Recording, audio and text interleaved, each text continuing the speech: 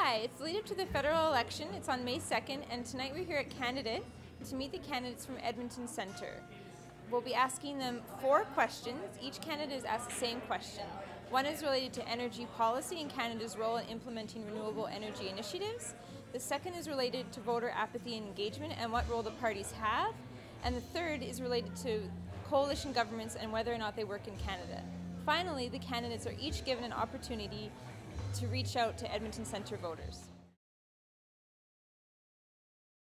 My name is Louis Cardinal, and I'm running in Edmonton-Centre for the New Democratic Party.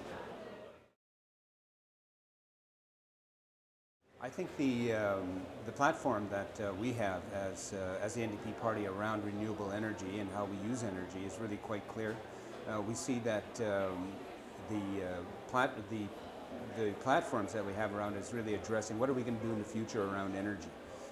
Energy, as we know, the oil sands and traditional energy sources are dwindling. They're not renewable. So our focus has to be on conservation of that resource, but also looking forward towards developing new green technologies and investing in them.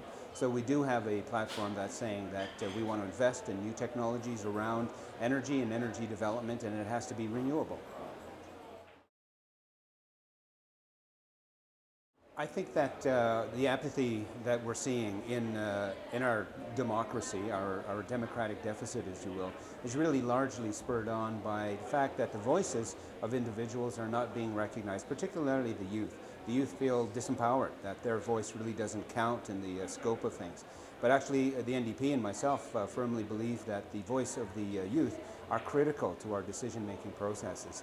The youth have unique insights and experience that we need to help build into the political process.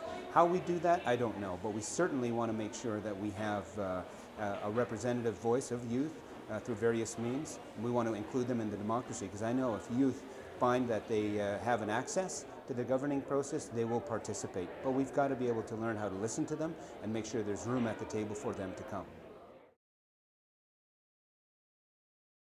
Most parliamentary systems around the world actually function in a minority government situation.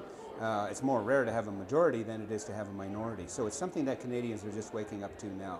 And I think it's also waking up to Canadians that our parliamentary system is capable of handling coalitions, and actually, you know, they shouldn't be afraid of that. A lot of great things have happened in minority governments. Healthcare, for example, was one of the things that the NDP brought forward.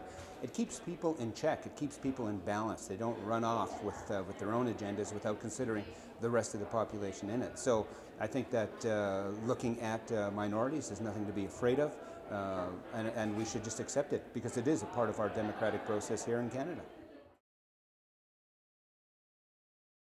I would say get out and vote. No vote is wasted. Make sure you check all the parties out. I always say, if you really want to measure who's doing what and who's really legitimate behind what they say, it's by what they've done. Take a look at the track record. Who has brought forward the most bills in the House of Commons?